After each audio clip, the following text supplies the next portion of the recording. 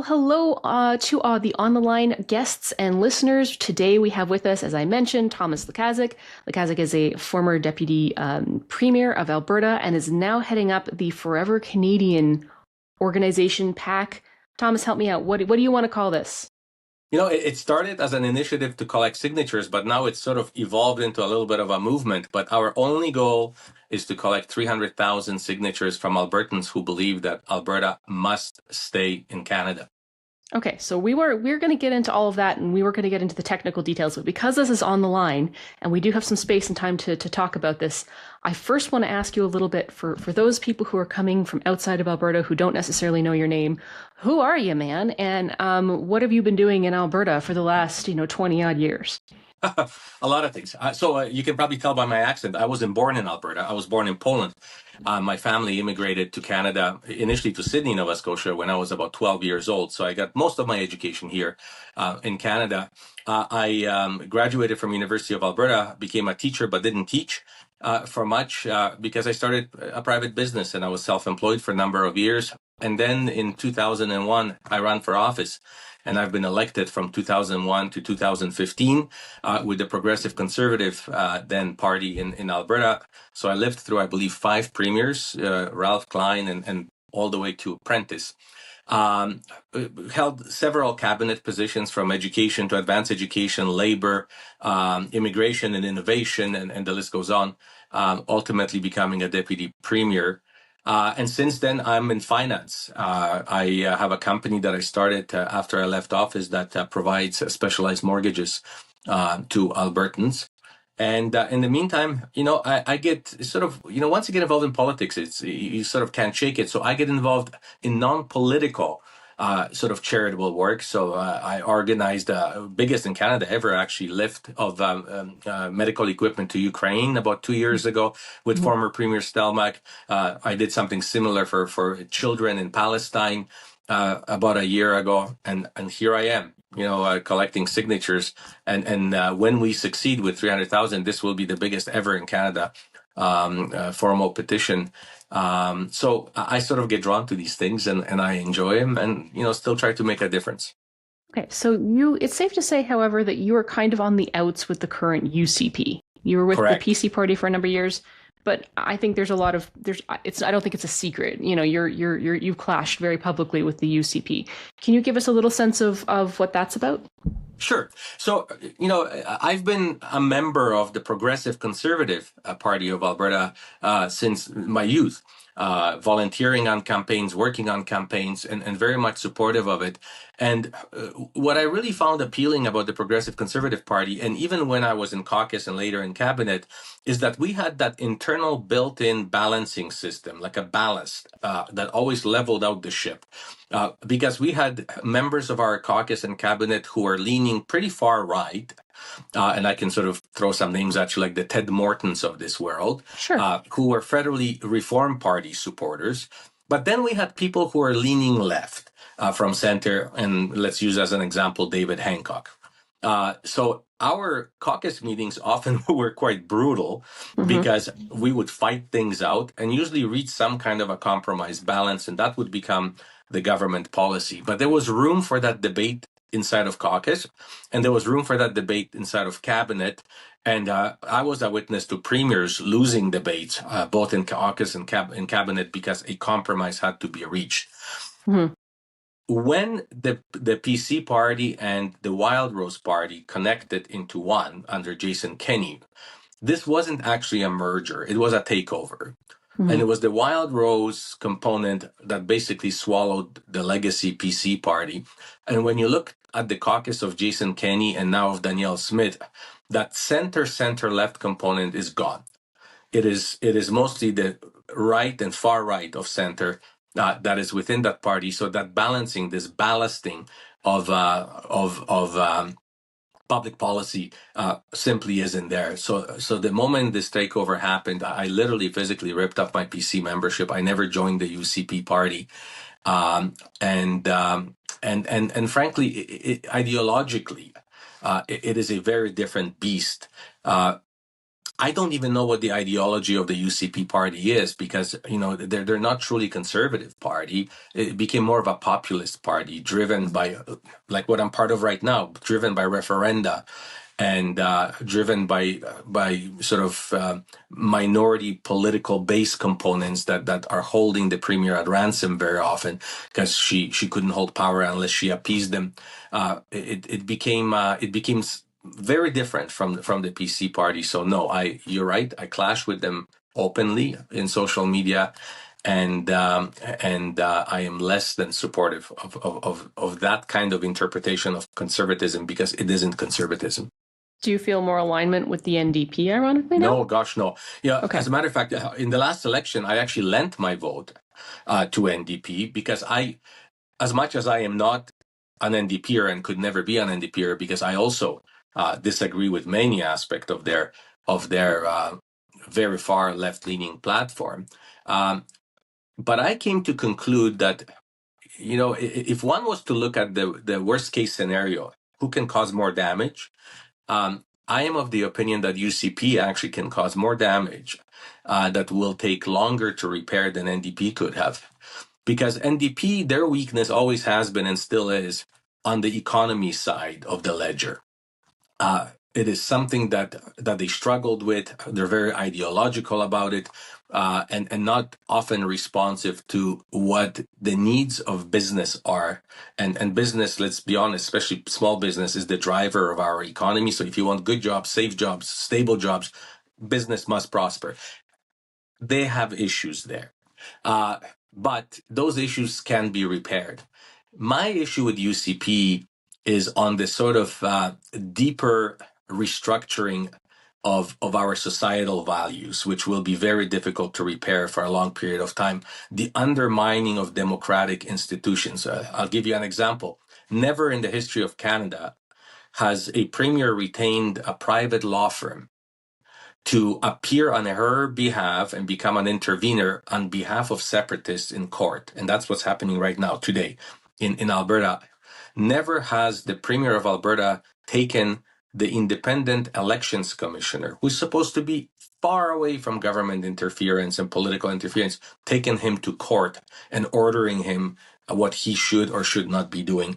So this undermining of democratic institutions, undermining of courts, undermining of policing, promising people pardons, as the premier has been promising those who have been holding up the border,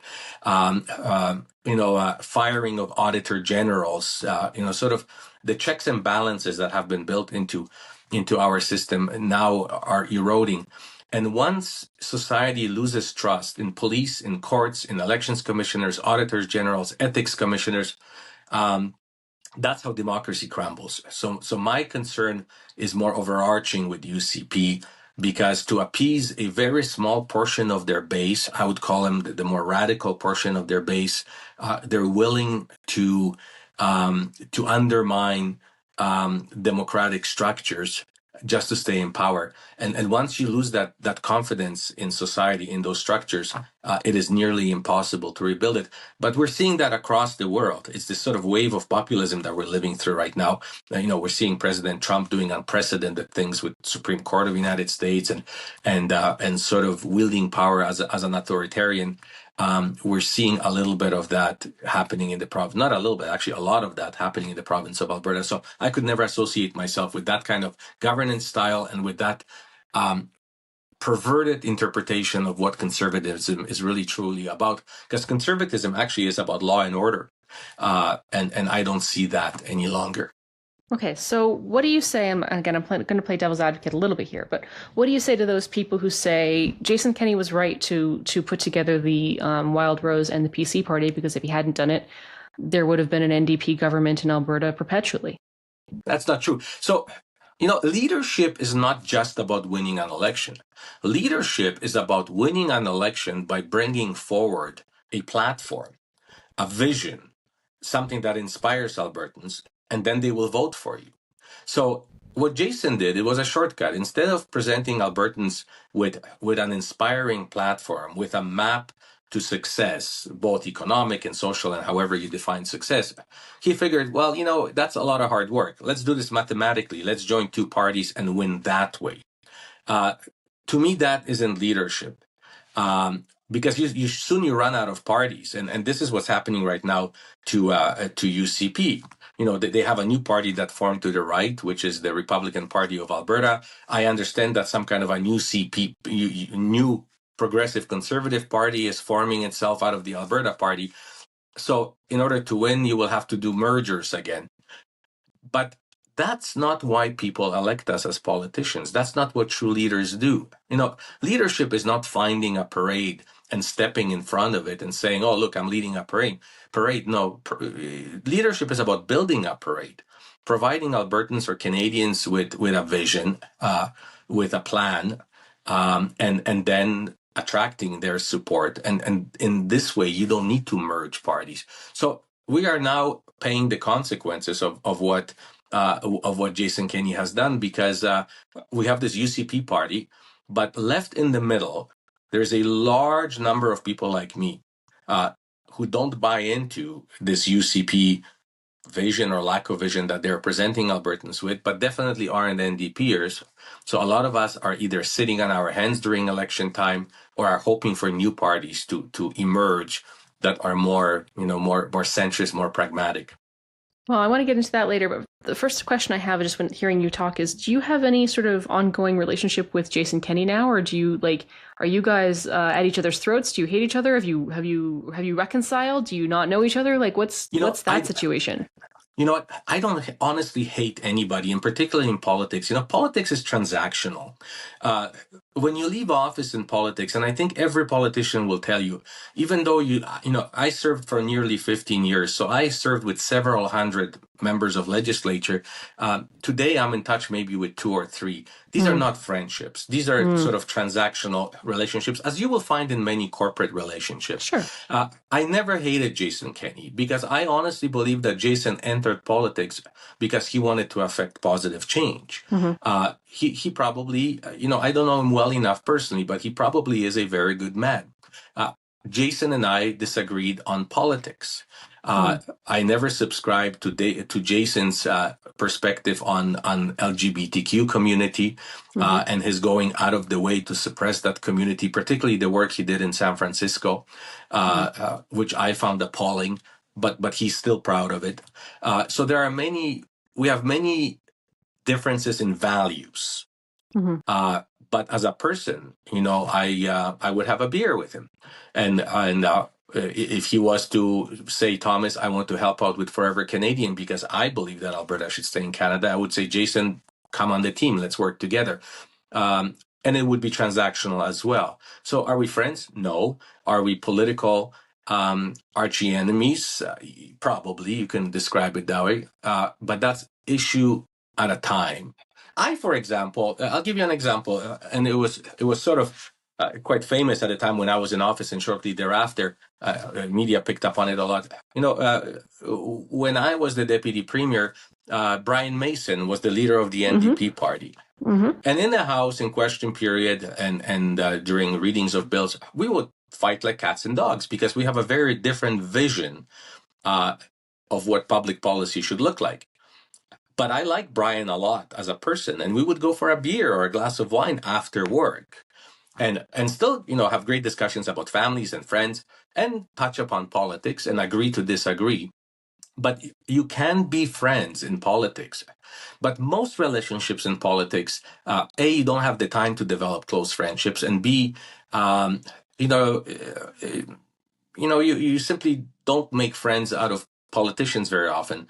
So at the end of your career in politics, you end up with few that you somehow developed a personal friendship and you try to foster that and keep those friends forever. But that's very rare.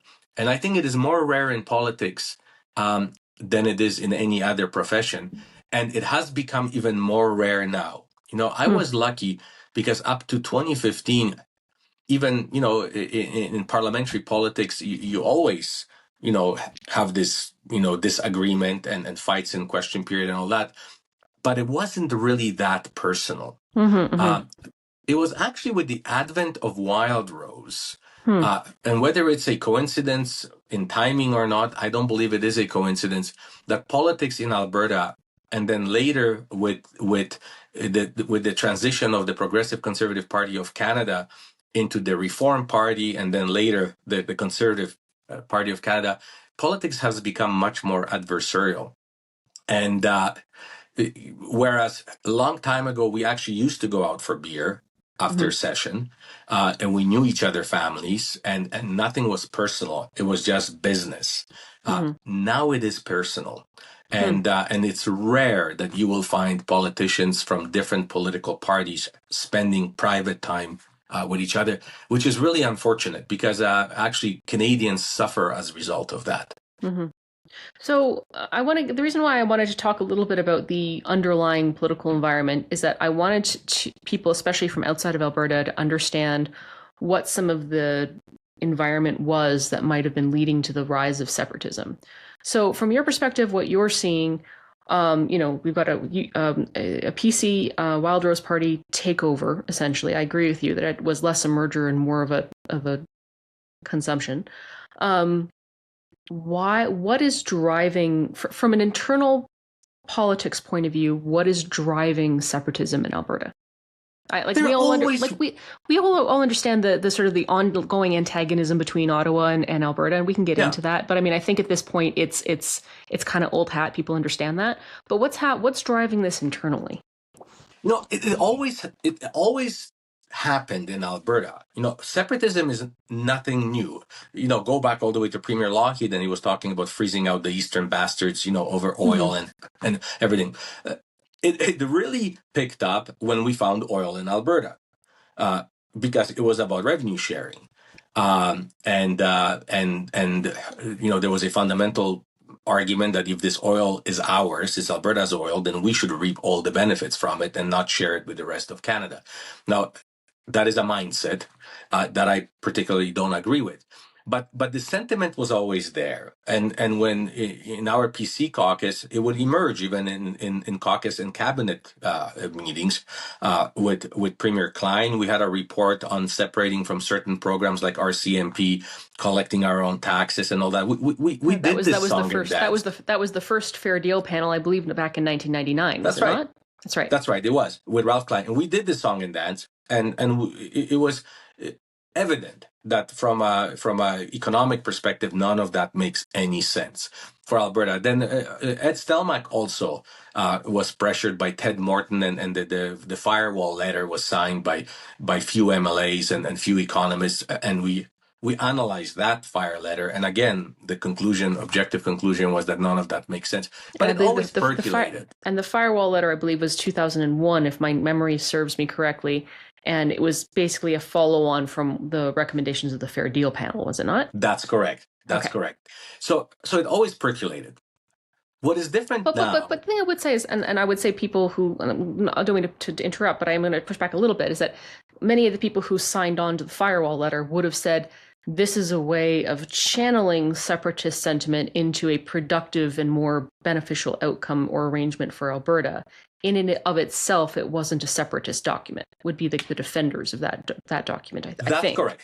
That's correct. So the firewall letter basically argued for separating ourselves from several federal programs, collection of taxation, RCMP, CPP, and few others, which is exactly what separatists right now in Alberta are pushing for, but they're taking it one step further. Yeah. They're saying that maybe we no longer should be even negotiating that. They're actually criticizing Premier Smith right now that, why is she engaging in these panels and talking about separating from federal programs? She should go all the way and simply separate from Canada. Well, we're going to get into that, I think. But no, I mean, this history is, I think, important for people to understand. And I think that something that is really interesting about this is that people have surprisingly high levels of support for separation in the abstract. But when you get into the nitty gritty and saying, okay, do you want us to abolish the RCMP and create an Alberta police force? Or do you want us to abolish the CPP and create an APP instead with like the local people running AIMCO, managing your pension fund? Do you want us to collect your taxes instead of the federal government?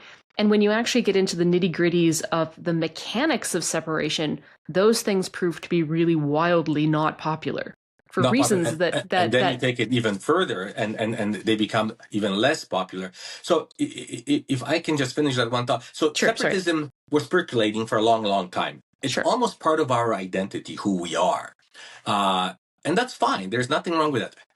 But it was never, it was never at a level where we would, as all Albertans, engage in discussions about separatism and have a petition like mine on the table.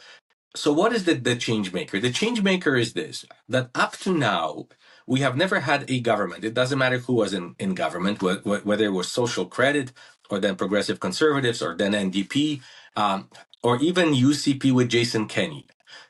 We never had a government who would seriously consider separation and not come out immediately outright and say no. Mm-hmm. Yes, we don't like our relationship with Ottawa. Yes, the relationship needs to be fixed. We should stand up for what is good for Alberta and sort of get our fair share.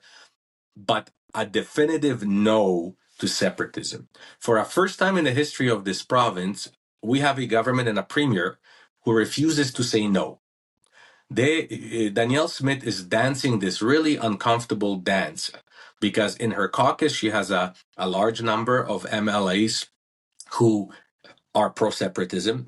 And even though in Alberta, we're finding that about 10% of Albertans are serious about separatism, in her party, in the UCP party, that percentage is higher. And she knows that she cannot hold on to her seat and she cannot hold on to being a premier if she loses that pro-separatism component of her caucus and of her party. So she now is developing these bizarre statements like sovereign Alberta within United Canada.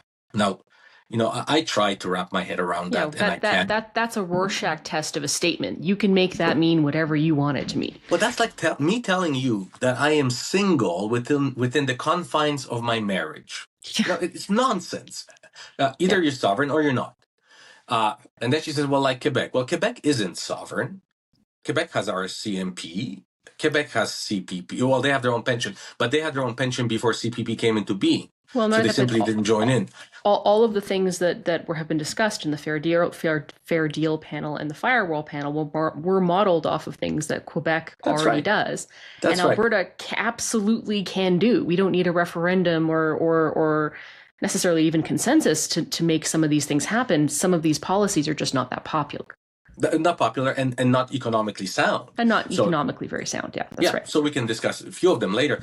So now these separatists feel emboldened. They feel empowered. They feel that they have a government and premier behind them. And now they want them to be even more behind them. So that now they're actually threatening Danielle Smith and saying, look, we want a referendum on separation right now. They don't even want to go through this democratic process of petitions, of winning their case in court, whether they can ask their question on a petition. They are just demanding of Danielle Smith that she gives them what they want. And she is not saying no. Well, okay, so this is an interesting thing. So I'm going to play devil's advocate here for the funsies of it, because I think it'll make for a more interesting conversation. But if I were a separatist here, and I were to hear that statement, the way that I would respond is, yes, that's right, Thomas. We've been trying to assert more independence and negotiate more fairly with Ottawa for more than 25 years by your own admission. We've gotten nowhere with it. It's time to stop, if you will, excuse a crude term, the cock tease, and actually move forward with the threat. Nobody's going to take Alberta seriously in terms of getting what we actually need from Confederation if we're not willing to put a real threat on the table. Well, and I can see that argument actually coming from that very group, but I would suggest to you that this argument at its premise is a false argument, because just because I don't get everything that I want, that means that the system is broken and it doesn't work. Mm-hmm. Well, that's not how life works. We are a confederation of 10 provinces and 3 territories. In essence, if you want to sort of boil it down, it's no different than a family. We all have different attributes that we contribute to this confederation. Some have water access, some have natural resources, some have massive manufacturing, and the list goes on and on. And that's what built Canada into a G7 country, into an economic superpower in the world. Now, in a family, if one member of family says, unless I get everything I want, and here is my list, this family is dysfunctional and I'm leaving. Well, we would say that, you're being silly. We all compromise. We never in life get everything we want. And we actually have an amazing process in this province. And it is not a biased politically process, because no matter who's in government, federally, liberals or conservatives, those negotiations are ongoing. Manitoba's unhappy with Ottawa about certain things as well, and so is BC, and so is Quebec. And ask Maritimes, they have their own issues as well when it comes to fisheries and housing and things like that. What makes Canada Canada is the fact that we're all equally miserable, equally unhappy, and that is not a wrong thing, because we have democratic institutions that allow for a negotiation. We have a table at which Prime Minister and all premiers sit once a year. We have a table at which all ministers sit, portfolio by portfolio, once a year. And we continuously negotiate. And at each negotiating table, we get something, and we compromise something. And that's what democracy is all about. Because in democracy, you don't always win everything. But this is sort of an argument, we want everything. But, when I speak with some of these separatists who are hell-bent on separating, they're done negotiating, we got to just leave tomorrow. They don't know yet whether they want to form their own country or join the United States. When you ask them sort of more pragmatic, fundamental questions, their argument falls apart. I asked them, Alberta farmers, how would they be shipping their grain to other countries? Trains, ports, how are you going to do that? All of our agricultural products are being certified by federal agencies that are respected throughout the world. That's why countries import our food, because it's trusted. Who's going to do all that? Embassies all over the world, passports. I want to get into the point that point kind of on a point by point basis, but first I just want to put a little pin here for an ad break. So we are going to talk a little bit about the specifics of the separatist argument. I also want to talk a little bit more about Danielle Smith's stance here. But first I just want to say like and subscribe and check us out at www.readtheline if you have an opportunity. And come back after the break and we will continue talking with former Deputy Premier Thomas Lukaszuk. Okay, so Thomas, when we were discussing this before the break, we were starting to get into the weeds of the actual separatist argument and where it's strong and where it may fall apart. Before we get into that, first I wanted to go back to something we just talked about, and that is Danielle Smith's stance here. I've made this point, and I find it so frustrating to try and communicate this point to people who are on the other side of the country, who are hearing Danielle's words, but interpreting them one way. And I find that very frustrating when talking to people who are on the separatist side of this argument, who are hearing the exact same words and interpreting it in a different way. And the argument that I'm screaming to the clouds is all of these statements are equivocal. They're all Rorschach tests. She's saying something so that if you're on the separatist side, you can read into her statement, she's on our side. And then she's saying the same thing so that she can go to conservatives in Ottawa, people in other parts of the country, and she can make herself out to be someone who is, look, I got these separatists under control. They're going to fizzle out in the referendum. Don't you worry about it. I've got this handled, right? So she literally is talking out of both sides of her mouth here. And neither side seems to be aware of it. I increasingly suspect she doesn't have this under control. My big fear of a referendum isn't that there is 50% plus one support for separation from Canada, but my fear of a referendum is that with enough disinformation and misinformation, you will have enough Albertans say, well, I maybe don't really want to separate from Canada, but my God, this yes will send a message. And that's how you get to 50% plus one. right? Like that's my concern with this. I agree with you on your first point. Okay. Not on the second one. On Okay. the first point where you think that she doesn't have it under control, I 100% agree with you. She does not have it under control. And as a matter of fact, she's fueling it. Because yes. If she would do what Jason Kenney did, and that's why, Jason Kenney's famous parting words were that the lunatics have now taken over the asylum. Right. And he cut himself out from them. He said, no separatism. She is not willing to do that. So she's fueling the lunatics, as Jason described them, instead of cutting herself off from them and say, look, I'm willing to consider, not having our CMP, not having Canada pension plan and collecting our own taxes, but this is as far as I will ever go, period. Right. And she's not been definitive in stating that at all. She's starting to lose on both ends. Yes. Because within the UCP party, there's also a very rational, pragmatic, membership who are starting to get tired of this because they expect their premier to show up some leadership and stand up to these separatists. So she's allowing them to hold them at ransom. But I am not convinced that Danielle Smith is a federalist. As a matter of fact, I was asked recently in an interview, what is her ideology? And she doesn't have one. And I once described her in an interview that she is a political magpie. Magpies will pick up shiny objects and keep flying them into their nest, and then they find another shiny object. That's her ideology. She finds a shiny object of the day to attract a certain subcomponent of her base and appease them for one day. And once she's survived that one day, she will try to do something different to keep him happy. But if you wanted to string that into an ideology, there really isn't one. She's not. She says she's libertarian. She's not. I've never seen more power amassed in the premier's office than we have right now. So that's not libertarianism.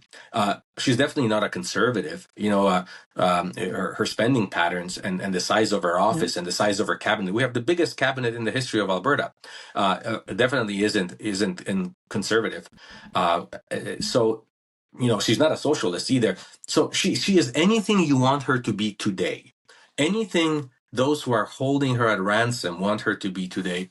But I think where she went one step too far, separating herself from separatists, is when she actually, with taxpayers' dollars, hired a law firm to appear in the Court of King's Bench, apply for an intervener status, supporting the separatists. Yeah. Now, that is unprecedented in the history of Canada, and she can't walk away from. No, and I thought that was a really interesting point, because the purpose of this referendum should be to give her cover. If we're going to be really ruthless and Machiavellian about it, the purpose of forcing the separatists to get 130,000 odd signatures that they need to force the referendum should be about her giving herself distance to see whether or not there's actually popular support for this idea before she comes out in favor of it. Right? Like it's a chicken shit move, and it's one that will absolutely damage the province.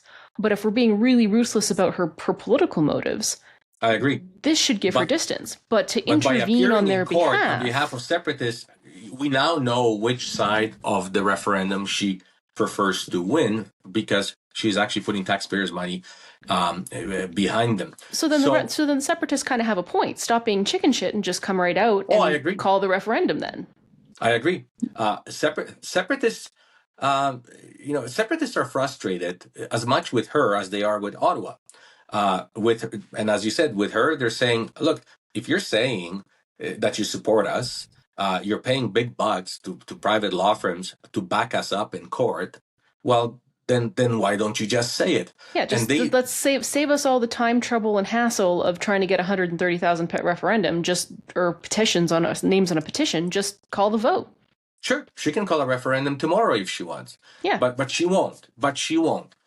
Because then she has, the rationals, shall we call them, members of her caucus and of her party that would immediately leave her. So she painted herself into a corner on this one. And she did not expect that I would file a application for a petition before the separatists did. This was a really fascinating procedural move.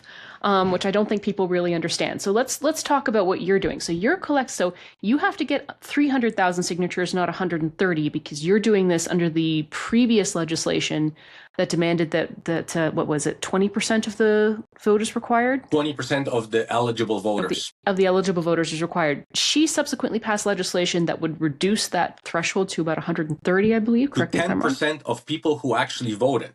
Right. Which really drops it. Yeah. Which really drops it, which makes it very much easier for the Separatists to force a referendum on this issue. So that was her choice. So what you're doing now is you're trying to preempt the Separatists by getting the larger number of votes to force a question on what specifically? So this is what happened. To make separatists happy. So Jason Kenney introduced a piece of legislation known as the Citizens Initiative Act, and it's a populist piece of legislation. No one in Canada has it, no other province, where citizens can basically initiate a petition on anything. Get rid of private schools, allow this, don't allow that. And it's a populist move because it basically takes the responsibility away from government. It gives it into the hands of people, and they can pass any legislation they want. By the way, if you want to see how this actual kind of governance works in action, look at what a fabulously governed jurisdiction California became. Exactly, where they have cities without fire halls now because nobody will vote for an increase of taxes, so houses are burning down, no fire halls. So it's a total disaster, but Jason got it from California because actually Jason used this act in California to deny gay people visitation rights in hospitals when one of the two partners was sick. So Kenny knew this piece of legislation because he actually, as a foreign student in the United States, was utilizing this particular piece. So he introduced it here to make his more radical members of his party happy. And he did it actually around COVID, masks and things. His comment was, if you don't want masks, if you don't want vaccination, if you want to go to work, even though you're not vaccinated, garner 300,000 signatures. And if I'm going to defend this a little bit, in that this kind of has the effect of, in the same way that the Fair Deal panel and the firewall letter was about channeling this rage into something that it was democratically productive, if ultimately neutered, right? Like, it was really, really hard to get 300,000 names on a signature. And that's why he did it. He did it on purpose, knowing that no one will get 300,000 signatures. No one's going to get that. Exactly. I like that term, chicken shit. It is a chicken shit way of governing, because if you don't have the Mexican cojones to make a difficult decision, you say, okay, I'll throw it out to the people. And then, look, they made me do it, right? Sure, but it also can be used in a way that is a productive relief valve against popular discontent. That's right. But he set the bar so high, knowing that no one will reach it. So when separatists wanted to utilize this piece of legislation, they made an actual deal with Danielle Smith. You need to amend this act. You need to lower the number of signatures, so from 300 to about 170,000. Oh, it's 100. So okay, all right. Apologies. Second one is 90 days is not long enough for us. We need more time. Give us 120 days. Plus, we need to raise a lot of dough to put up a campaign like this. So liberate the spending abilities. Limits. Yeah. And the last one she added, and they didn't ask her for that, but she added it, and now, boy, is she ever regretting it, that if a question is posed and the elections commissioner is not certain whether the question is constitutional, because you cannot petition government to do something illegal, right? Something unconstitutional. Right.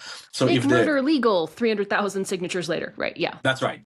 So if the election commissioner is not certain whether the question would lead to a legal outcome, he is now directed to take that question to the Court of King's Bench and ask the court for advice. Is it or is it not? And it's called a reference decisions. Courts do it all the time. Sure. And they make this a very quick turnaround time. Yeah. So I got a wind of the fact that there is going to be an amendment of this act. I watched this amendment. And when this passed the last reading in the legislature, she did not proclaim that act into power. So for those of our viewers watching, government can pass a law, but until they proclaim that law, the law is still not in effect. It's just passed as a bill, but it's not in effect.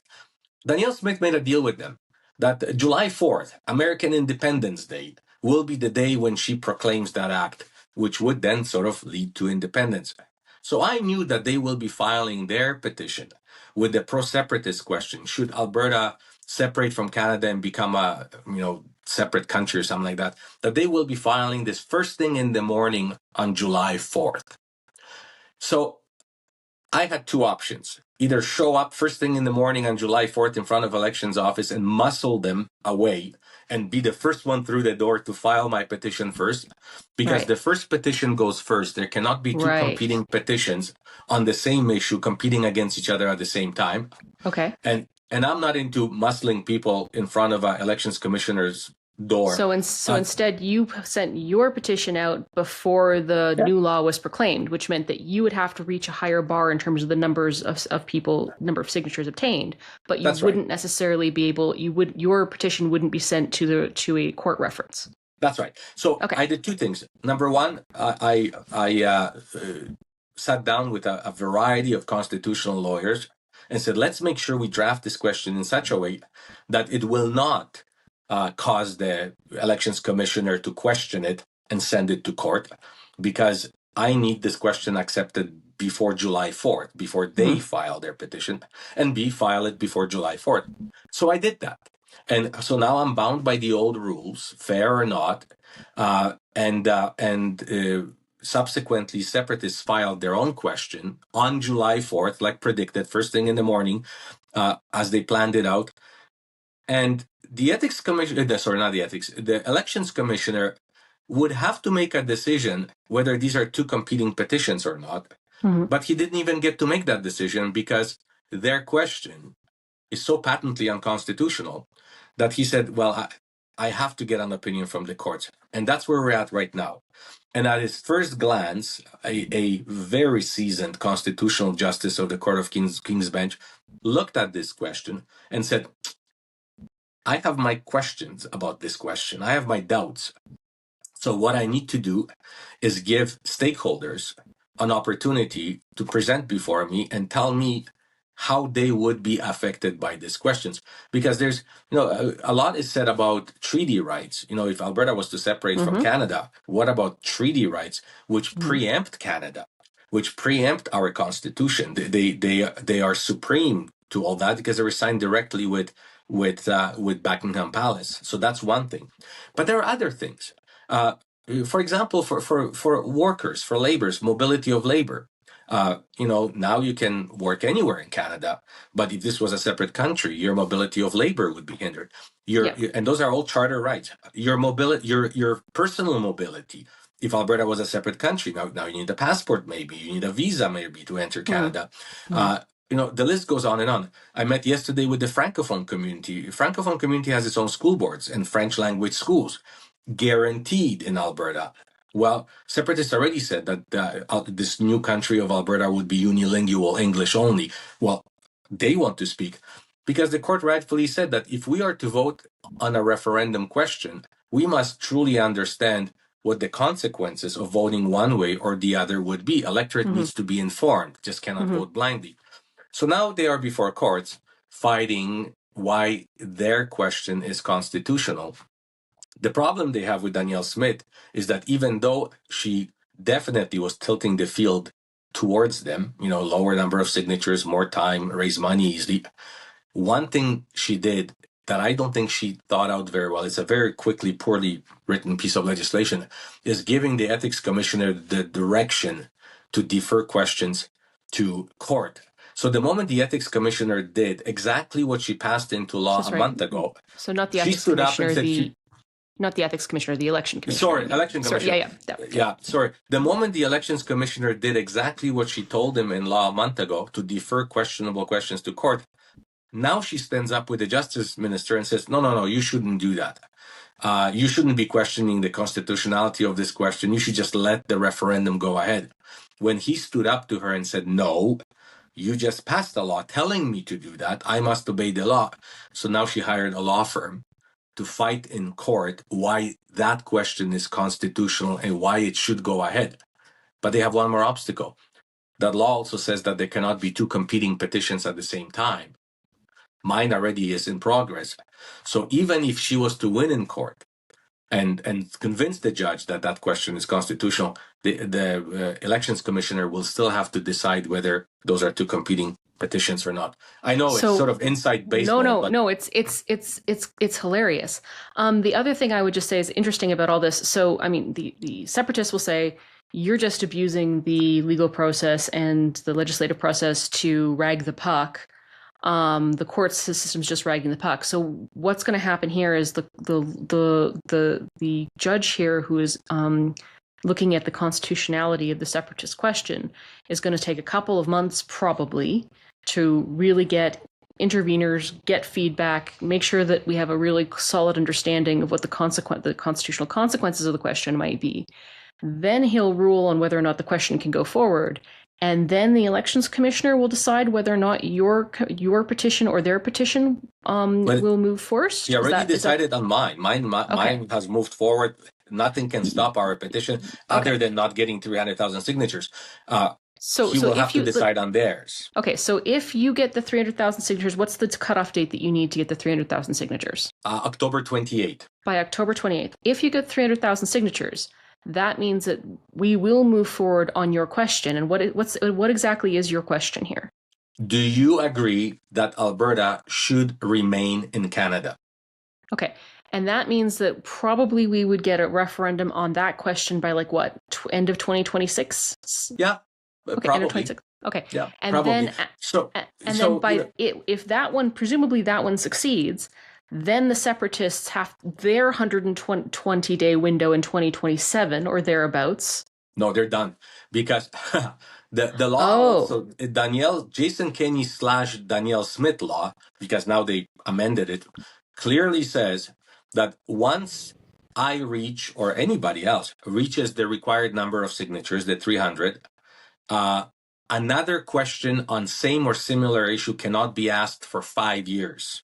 Oh, okay. So this just basically puts the whole referendum conversation out of contention until what, 2032? 32. No, 32. We're 2025 now, so probably 31. 31. Okay, 2031. Yeah, probably 31. Thereabouts. Okay. Now, I object to anybody insinuating that I somehow gamed or played the system. No, I actually read the rules and I chose to take a risk. I didn't wait till the act is proclaimed. So, it would be nice to have to collect only 170 as opposed to 300,000 signatures. But I said, no, I'll take a chance. I'll go with the old piece of legislation. And I filed in time. My comment to separatists and those who support separatists, they should be asking those in charge of the separatism movement, Mr. Ratt and a few others, you only had one job, file the petition.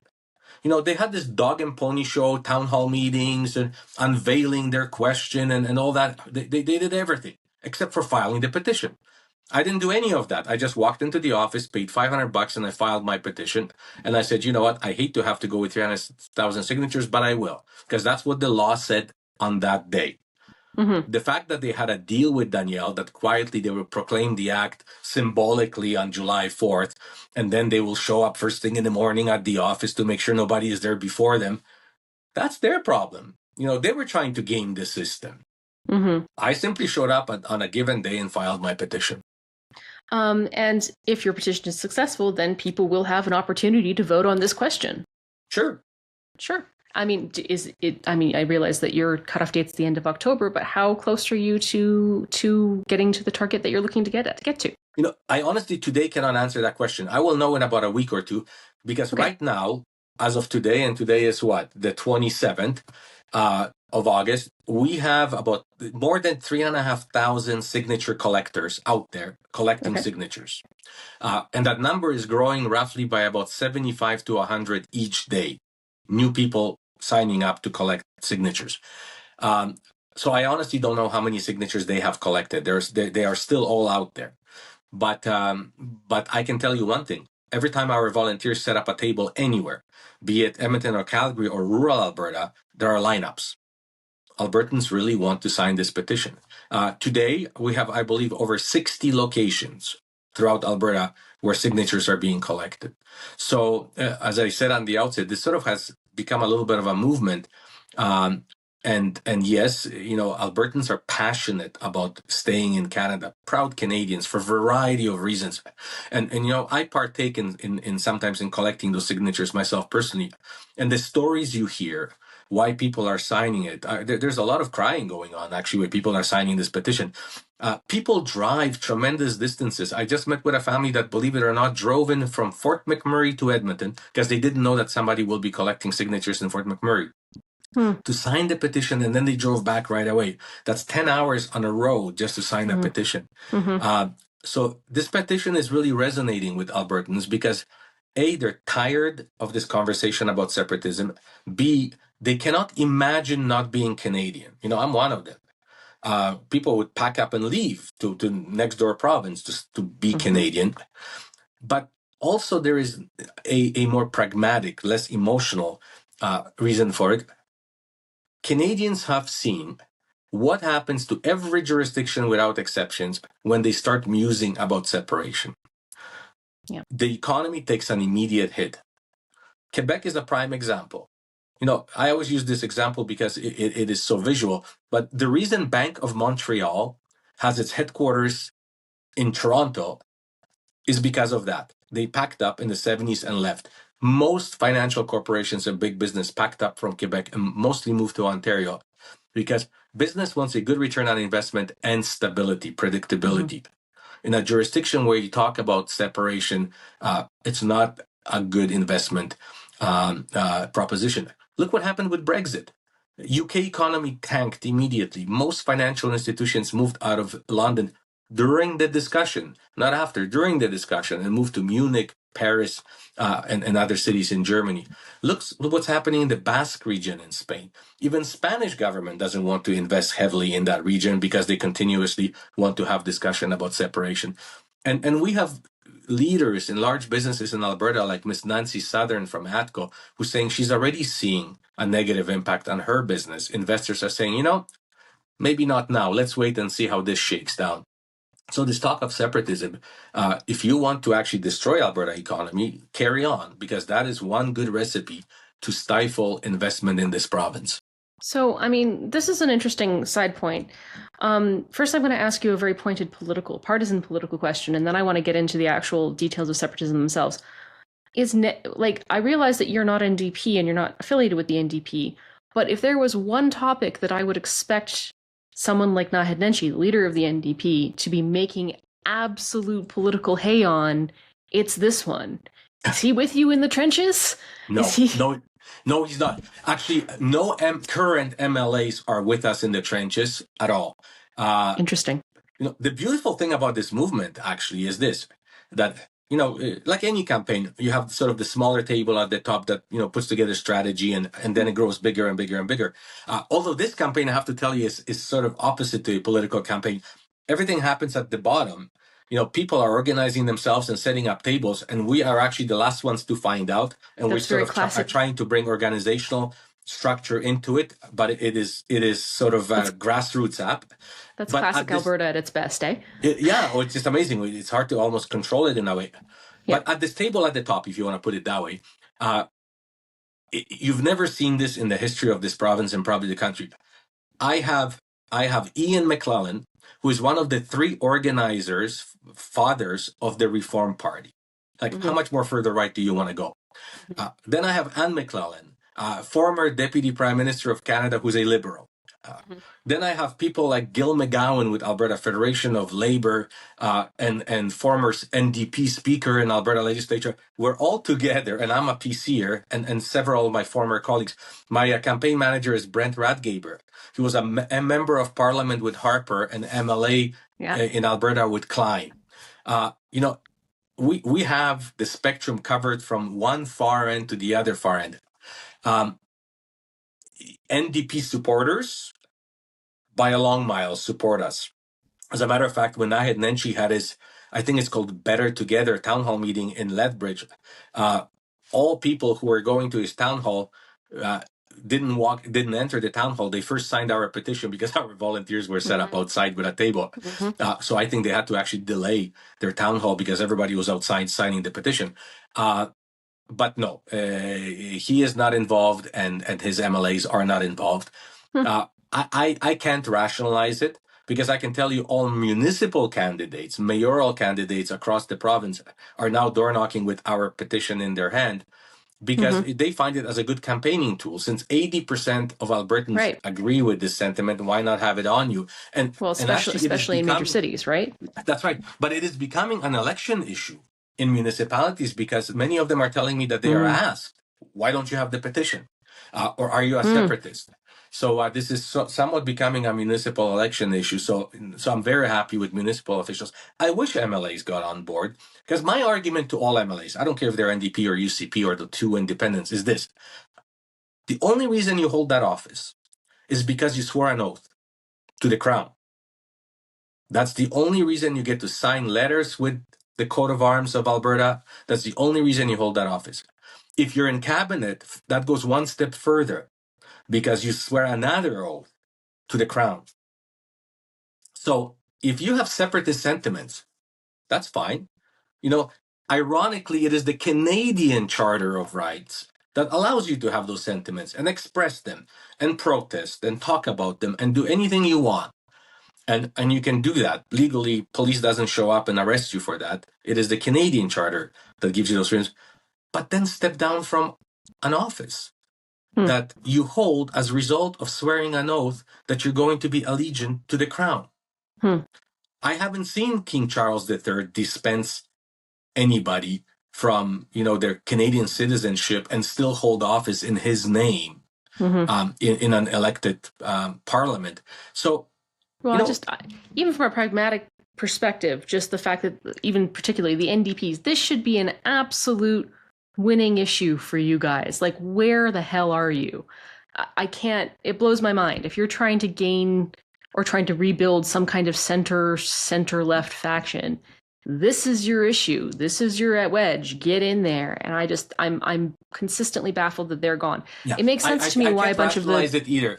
I can tell you this: we are 110% nonpartisan by the virtue that we have supporters and former politicians of all political parties that yeah. I can think of, and that's what makes us nonpartisan, right? So if NDP MLAs or UCP MLAs decided to say, "Hey, can I start collecting signatures?" they wouldn't make us partisan because we already have the Right. players from their teams behind us. I strongly encourage all MLAs to not only to endorse this process because it is a democratic process sanctioned by a law that they passed in the legislature 3 months ago. So how can you not support a process that you passed in the legislature?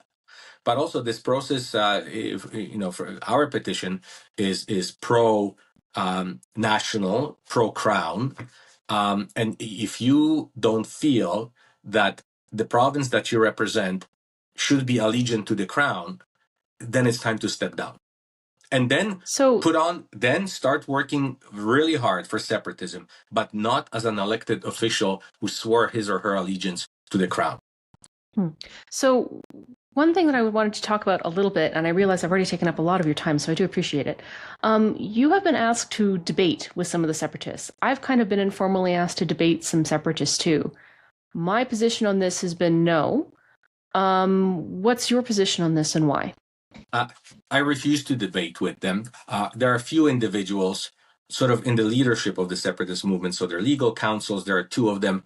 And then there's the proponent on their side. And there are a couple others who, as a matter of fact, I don't know where they're getting their money from. And that's something we should be talking about. I have Yes. time for you. Always. They offered me, believe it or not, to show up at one of their town hall meetings, and they wanted to pay me $10,000 to debate them. First of all, I've been in politics long enough, and I know what this would look like. It's a stacked room of rabid separatists, and the manner in which they conduct themselves is frankly less than civilized. I watched their social media, although I blocked most of them, and how they refer to me. To them, it is nothing but personal. If I had $1 for every time they wanted to deport me back to Poland, I'd be rich by now. And that's, I imagine, what would happen to me and many others if Alberta was a separate country and they were the government of this province. Of course. Us immigrants and refugees would be packing our bags in the middle of the night to get the hell out of here. You're not a real Albertan after all. I'm not even a real Canadian in their eyes. Yeah. I should get the hell out of here.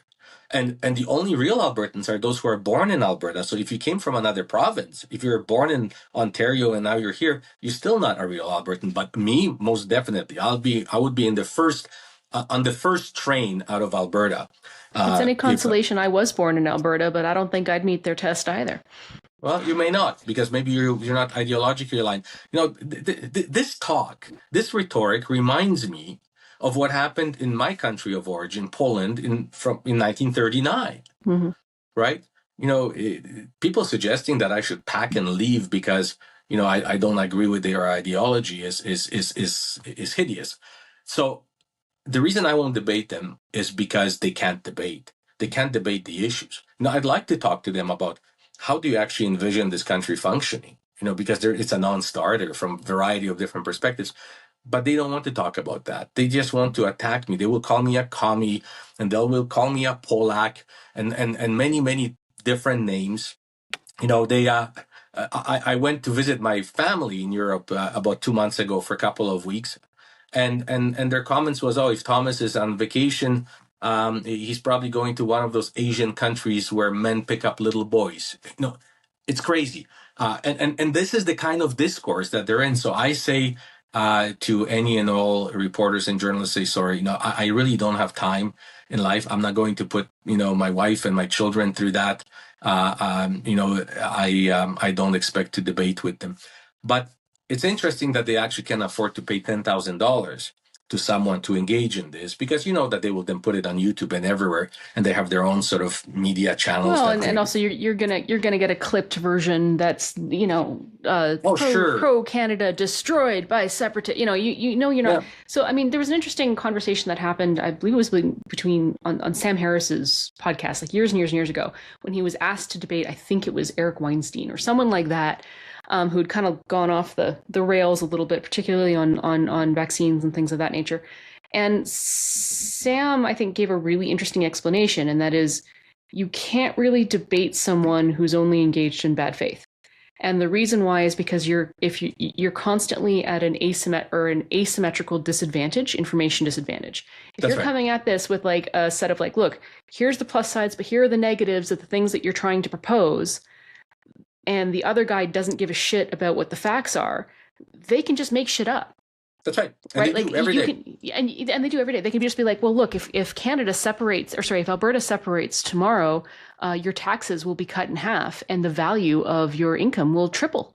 Yeah. And you can just be like, well, that doesn't make any sense. And what are you basing that on? And what currency are you discussing? And do you not think that an independent Alberta would have to replicate a lot of the things that the federal government does? And don't you think that's going to cost more money and it's going to raise our taxes? You're just fear mongering. And now we have only 4.5 million people paying for all that, as opposed to 40 million. Exactly. And it's like, or if you say, well, if you want to separate from Canada, it's very possible, very highly likely that your mobility will be significantly impaired, because Canada is going to have no particular reason to be happy about, these secessionist Albertans crossing the border. You're just fear mongering. We can have all the benefits of still being in Canada, but we can be sovereign. Well, can we? But that's what Danielle Smith is feeding to them. Danielle Smith. That's right. But right. So she's telling them, honey, we can divorce, but we will still be friends with privileges. You will have everything you had in your marriage, except you'll be divorced and you can do whatever you want in your free time. Life doesn't work that way. If Alberta becomes a foreign country, Canada will be treating Alberta like a foreign country. And that's all there is to it. You don't get to use Canadian currency or Canadian passports or Canadian ports or Canadian rail or meat inspection agencies. You want to set up. I apologize. You want to set up separate police force. What most people don't realize, that even if you were to remove RCMP and set up a provincial police force, big part of what police does is international espionage, cyber crime, international crime, major forensic labs where DNA and everything is tested, especially now with the onset of cybercrime. we would still have to use our CMP and contract out all those services, because there's no bloody way that in a province of 4.5 million people, we would be able to replicate that and enter into all of those international policing agreements that there are, like Interpol, if we were sort of a Mickey Mouse of a province caught up in the middle of the prairies in Alberta. Just because we have oil and gas doesn't make us a superpower. So it's not, all of this is nonsense, but you can't have those arguments with them. But Thomas, don't you think that if we're having trouble getting our voices heard in a province of 40 million, we'll have a much easier time getting our voices heard and our interests truly respected in a country of 400 million? Exactly. You know, to me, it's logical, but logic doesn't prevail. One concern I have, and I don't seem to be able to get an answer to this, is this. There were three of them, these leaders. One is Dr. Modry, one is Mr. Jeff Rath, and there was one more that actually flew to Washington, to White House. Mm-hmm. And they started negotiating what the terms would be of Alberta joining the United States. And they were negotiating a $500 million US loan to Alberta to cover the sort of initial expenses. They publicly stated this, yes. Yeah. They publicly stated that in a variety of media. First of all, if you and I wanted to have a meeting in Washington, D.C., in the White House, with top officials in the United States, we couldn't get a meeting like that. I want to know who in the Alberta government is setting up those meetings for them, because that is the only way. Three, from a political perspective, nobodies flying to Washington on behalf of Alberta and entering into these negotiations. There is a Criminal Code of Canada component, by the way, into that some people are looking quite carefully into. But it so happens that Dr. Modry is the fellow, and Dr. Modry is a very close friend of our premier. He is the one who was negotiating a pardon with the premier for that Pastor Pavlovsky, who was part of the blocking of and then the premier didn't realize that she's not a governor, she doesn't get to give pardons. So he is a person who's an advisor to the premier. He's very close, and he's the guy who actually flies to Washington negotiating Alberta's joining United States and negotiating a loan on behalf of Canada. Three unelected individuals. Those are the questions we should be. And I don't mean to be totally disrespectful, but we're not exactly sending our best negotiators there either. Well, no. And first of all, it is against Criminal Code of Canada for any one of us to be negotiating on behalf of Canada if we are not elected and deposed to do that. Yeah. And provinces don't get to negotiate that with foreign powers. Even if Danielle Smith appointed these three to go, it's unlawful for them to do that. But the question is, who is setting up those meetings for these individuals? Because I know for a fact that no one in Washington knows who Jeff Rath is and who Dr. Modry is. And suddenly they appear in the White House. That is my concern. And I think Albertans should be asking that question. That's what they're claiming. I mean, the thing that has me concerned is that you have people who are very high on their own supply, very assured of their intelligence and capability, negotiating deals that anybody with more than 100 and something on the IQ test could point out would be a deal that would be terrible for Alberta. Okay, so they're going to loan us $500 million, are they? And then we're going to pay them back? How? Apparently. And if we're going to be such a rich country from day one, why do we need a loan from the United States? Why do we need a loan from the United States? Yeah. But these are the people who conceivably will be the leaders of this new country. Right. And to me, that's inconceivable. Let me tell you, I'm not filled with confidence. These people do not fill me with confidence about their leadership or governance capacities. But you know what? I'm open to being proven wrong. Thomas, is there anything else that I am forgetting to ask? I know exactly what I'm forgetting to ask you. Where can people go to sign this petition if they want to? Thank you for asking that question. In order for us to get 300,000 signatures, there are not 300,000 Albertans who want to sign this petition. I am not boasting here, but I think it's closer to 3 million Albertans who would like to sign this petition. Our limitation is not finding people who want to sign it because, as I said earlier, people line up. Our limitation is bringing that piece of paper in front of them so that they can sign it. And so we they, need, and they can't because sign it's it pen on online. paper. It's got to be pen and No. paper. Okay. Pen on paper, like it was 1925, not 2025. Right. So Got it. we need more people to sign up and become signature collectors. So I ask of anybody to go onto the website, which is forever-canadian.ca, and sign up as a signature collector. And don't feel compelled. If you collect 10 signatures, I'm thankful. If you collect 100 signatures, I'm thankful because they will all add up. But we need people everywhere to make that petition available because no, it may seem like a lot. We have over 3,500 collectors right now, but Alberta is a big province. And there are seniors that need you to visit them at senior homes. There are small towns. We will be on the road with the petition shortly, but we still need better coverage for a massive province like this. So we need more signature collectors. And as I tell you, it's actually fun collecting those signatures. People are waiting literally for hours in line and they don't mind. They're having great conversations. They're positive. Finally, they're doing something positive. They're voting for something. And they share stories with you as they sign it. It takes about 45 seconds to sign. They will tell you why they're signing it. And it's really compelling to hear those stories. Fantastic. Okay, well, thank you so much for your time and chatting with us, Thomas. I really appreciate it. I'm sure lots of people will be going to your website pretty soon and signing up. And if you enjoyed this conversation, once again, do check us out at www.readtheline.ca. Like and subscribe at the button below. Leave nice comments underneath this particular video and or podcast. No mean comments. Thank you very much. Only respectful, critical ones if necessary, but preferably nice ones. And again, thank you very much, and check us out in the future. Again, thank you, Thomas Lukaszuk, for your time. Thanks for having me.